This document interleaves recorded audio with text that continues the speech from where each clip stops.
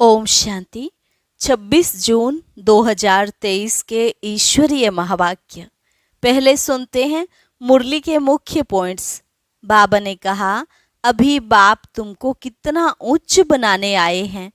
जो पाँव में गिरे हुए थे उन्हों को ऊपर चढ़ाते हैं, तो कितना खुशी में रहना चाहिए। इस समय तुम जीते जी बाप के बने हो, अर्थात पुरानी दुनिया से मर गए हो।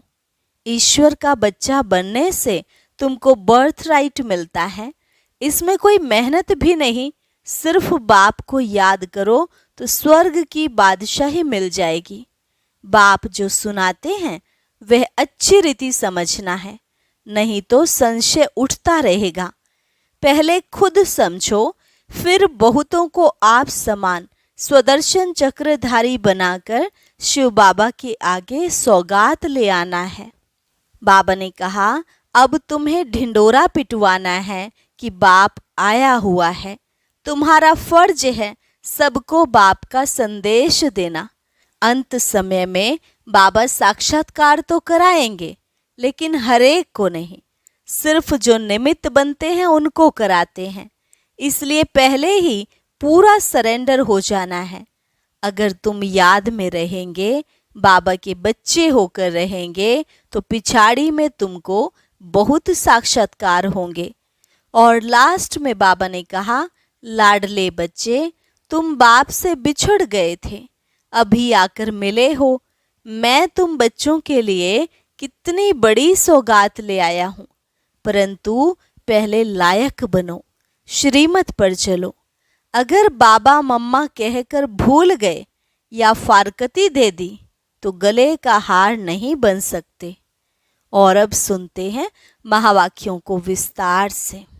मुरली का सार। मीठे बच्चे, तुमने ईश्वर की गोद ली है मनुष्य से देवता बनने के लिए।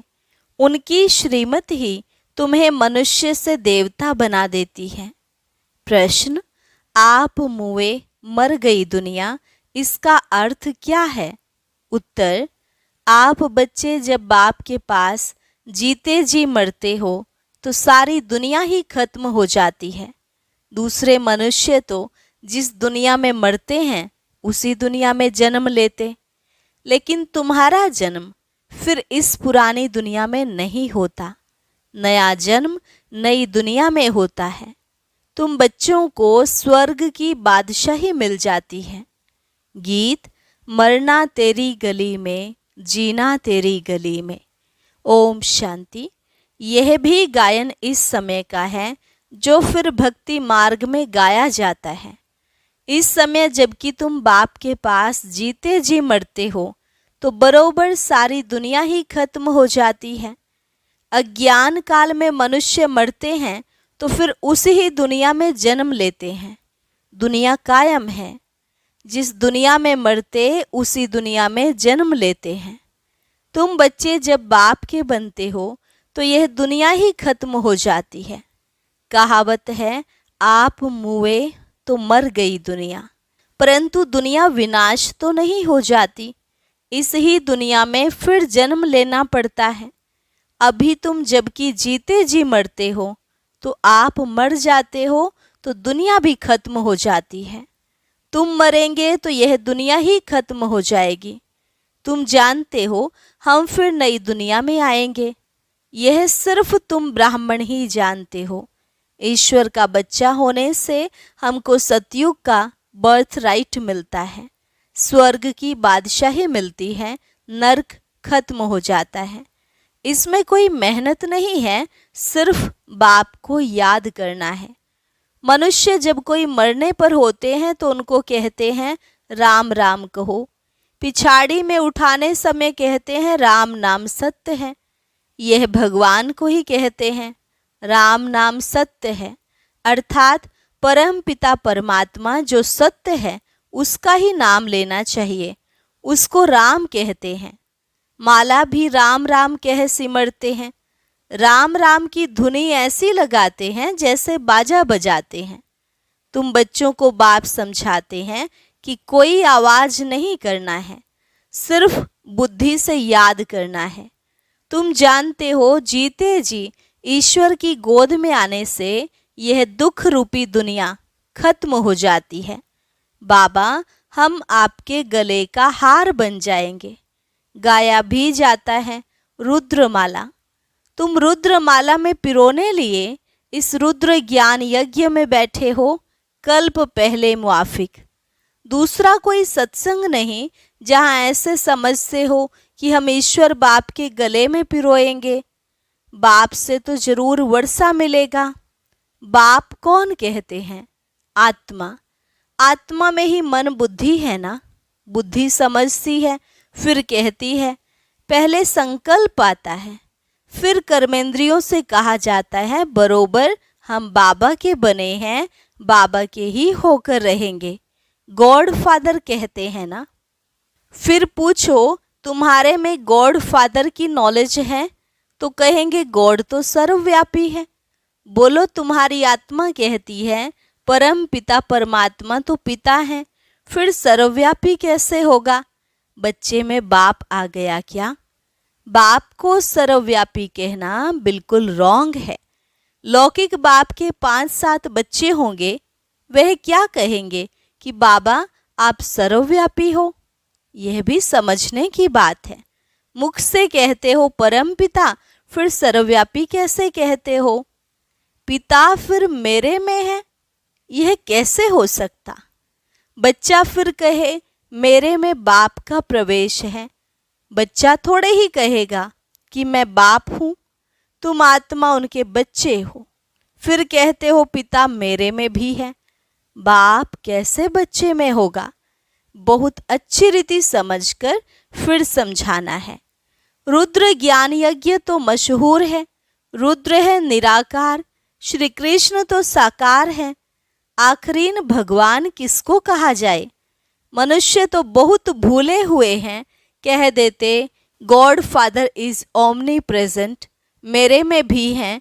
बाप तो घर में ही रहता, और कहाँ रहेंगे? अभी बाप इस बेहद के घर में आया हुआ है, यहाँ विराजमान है। कहते हैं मैंने इसमें प्रवेश किया है। कुछ पूछना हो तो पूछो। आगे पितरों को बुलाने का बहुत रिवाज था। पितृ तो आत्मा है ना। पितृ को यानी आत्मा को खिलाया जाता है। कहेंगे आज हमारे में दादे का पितृ है, आज फलाने का पितृ है, तो आत्मा को बुलाया जाता है, खिलाया जाता है। समझो किसका स्त्री से प्यार है, उसकी आत्मा को बुलाते हैं। कहते हैं हमने हीरे की फुल्ली पहनाने का वायदा किया था। ब्राह्मण को बुलाकर उसे हीरे की फुल्ली पहनाते हैं। बुलाया तो आत्मा को ना, शरीर थोड़े ही आया। यह रस्म भारत में ही है। जैसे तुम सूक्ष्म वतन में जाते हो, कोई मर गया तो उनका भोग लगाते हो, सूक्ष्म वतन में वह आत्मा आती है। यह है बिल्कुल नई नई बातें। जब तक कोई अच्छी रीति ना समझे तब तक संशय उठता है, यह क्या करते हैं। ब्राह्मणों की रस्म रिवाज देखो कैसी है। इस समय सभी मनुष्य मात्र तमो प्रधान हैं। बाबा तो है ही पतित पावन, वह कभी तमो प्रधान नहीं होते। मनुष्य को पतित पावन नहीं कहेंगे। पतित पावन माना सारी दुनिया को पतित से पावन बनाने वाला। वह तो एक बाप के सिवाय दूसरा कोई हो न सके। धर्म स्थापक तो आते हैं अपना अपना धर्म स्थापन करने। क्रिश्चियन धर्म का सिजरा वहाँ है। पहले क्राइस्ट आया, फिर उनके पिछाड़ी भी आते रहेंगे, वृद्धि को पाते रहेंगे। वह कोई पतित को पावन नहीं बनाते, नंबरवार उन्हों की संख्या आती है। पतित पावन तो इस समय चाहिए जबकि सब कब्र दाखिल हो जाते हैं। सबको पावन बनाने वाला एक ही है। यह तो समझते हो बरोबर इस समय सारी दुनिया जड़जड़ी भूत है। बनेन ट्री का मिसाल देते हैं। बहुत बड़ा झाड़ होता है, उनके नीचे बहुत पार्टियां जाकर बैठती हैं। उसका फाउंडेशन सड़ा हुआ है, बाकी सब टाल टालियां खड़ी हैं। यह भी झाड़ है। देवी देवता धर्म का जो झाड़ है उसका फाउंडेशन उल्टा ऊपर है, जड़ एकदम कट गई है, बाकी सब हैं। बीज हो तब तो फिर से स्थापन करें। बाप कहते हैं मैं फिर से आकर स्थापन कराता हूँ। ब्रह्मा द्वारा स्थापना, शंकर द्वारा विनाश। बरोबर अनेक धर्मों का विनाश हुआ था इस महाभारत लड़ाई में। जो राजयोग सीखते थे उन्हों की फिर राजधानी स्थापन हो गई।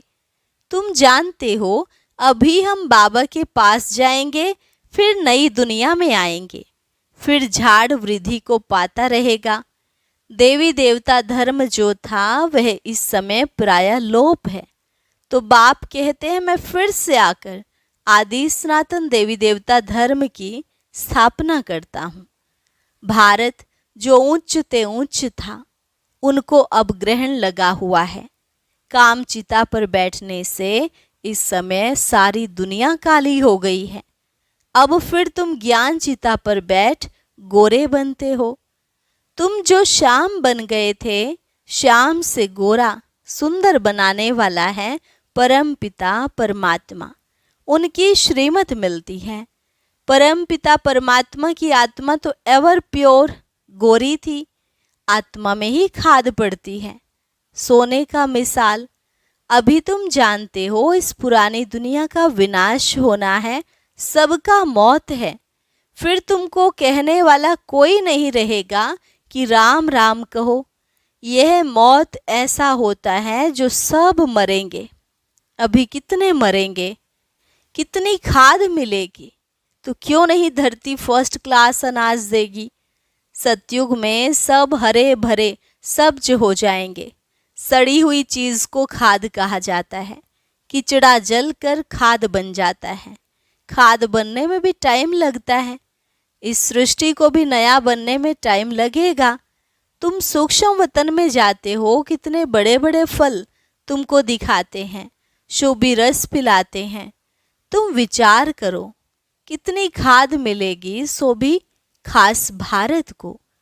वहाँ कितनी अच्छी अच्छी चीजें निकलेंगी। सूक्ष्म वतन में बैकुंठ का शोभी रस तुमको पिलाते हैं, बगीचे आदि का साक्षात्कार कराते हैं। वहाँ हमारा बगीचा होगा। बच्चों ने साक्षात्कार किया है, शोभी रस पीकर आते थे। प्रिंस बगीचे से फल ले आते थे। अब सूक्ष्म वतन में तो बगीचा हो न सके, जरूर बैकुंठ में गए होंगे। एक एक को साक्षात्कार नहीं कराएंगे, जो निमित्त बनते हैं उनको कराते हैं। हो सकता है अगर तुम याद में रहेंगे, बाबा के बच्चे होकर रहेंगे, तो पिछाड़ी में तुमको बहुत साक्षात्कार होंगे जो पूरे सरेंडर होंगे। यह तो पहले भट्ठी बननी थी, भट्ठी में पकना था तो बहुत आ गए। बच्चों को समझाया है, सिर्फ कोई को लिटरेचर देने से समझ नहीं सकेंगे। समझाने वाला टीचर जरूर चाहिए। टीचर सेकंड में समझाएगा, यह तुम्हारा बाबा है, यह दादा है, यह बेहद का बाप स्वर्ग का रचयिता है। सिर्फ कोई को लिटरेचर दिया तो देखकर फेंक देंगे, कुछ भी समझेंगे नहीं। इतना जरूर समझाना है कि बाप आया हुआ है। यह ढिंडोरा पिटवाना तुम्हारा फर्ज है। बरोबर यादव कौरव पांडव भी हैं, महाभारत लड़ाई भी सामने खड़ी है। जरूर राजयोग सिखलाने वाला भी होगा, जरूर स्वर्ग की स्थापना भी होगी। एक धर्म की स्थापना, अनेक धर्मों का विनाश होगा। तुम जानते हो हम ही नर से नारायण, नारी से लक्ष्मी बनते हैं। यह है एम ऑब्जेक्ट।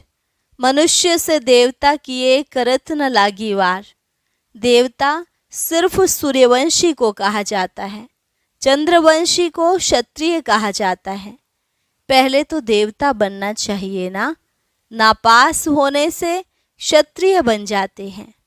तो बाप कहते हैं मीठे मीठे सिकिल अधे बच्चे, कितने ढेर सिकिल अधे बच्चे हैं। किसका बच्चा गुम हो जाता है, 6-8 मास बाद आकर मिलता है, तो कितना प्यार से आकर मिलेगा। बाप को कितनी खुशी होगी। यह भी बाप कहते हैं लाडले सिकिल अधे बच्चे, तुम 5000 वर्ष बाद आकर मिले हो। लाडले बच्चे तुम बिछुड़ गए थे, अब फिर आकर मिले हो बेहद का वर्षा लेने लिए। Deity world sovereignty is your godfatherly birthright. बाबा तुमको बेहद की बादशाही देने आया है। यह है हेवनली गॉड फादर। कहते हैं तुम बच्चों के लिए कितनी बड़ी सौगात लाए हैं, परंतु इतना लायक बनना है, श्रीमत पर चलना है। बाबा मम्मा कहकर फिर अगर भूल गए या फारकती दे दी तो गले का हार नहीं बनेंगे। बच्चों को कितना प्यार किया जाता है। बाप बच्चों को सिर पर रखते हैं। बेहद के बाप के कितने बच्चे हैं, बाबा कितना उच्च चढ़ाते हैं। पाँव में जो गिरे हुए हैं उन्हों को भी ऊपर चढ़ाते हैं। तो कितना खुशी में रहना चाहिए और श्रीमत पर चलना चाहिए। एक की मत पर चलना है। अपनी मत पर चला तो यह मरा। श्रीमत पर चलेंगे तो तुम श्रेष्ठ मनुष्य अर्थात देवता बनेंगे। क्षत्रिय तो फिर भी 2 कला कम हो गए। यहाँ है ही मनुष्य से देवता बनने का, क्षत्रिय नहीं। बाप पूछते हैं ना कि कितने नंबर में पास होंगे। आबरू इज्जत रखना। बेहद का बाप भी कहते हैं सूर्यवंशी बनो। जानते हो विजयमाला 108 की ही पास हुई है। फॉलो करना है मम्मा बाबा को। आप समान स्वदर्शन चक्रधारी बनाकर शिव बाबा के आगे सौगात ले आते हैं। बाबा पूछते हैं कितने को आप समान बनाया है। कितने मजे की बातें हैं, तुम ही समझ सकते हो, नया कोई बिल्कुल नहीं समझेगा।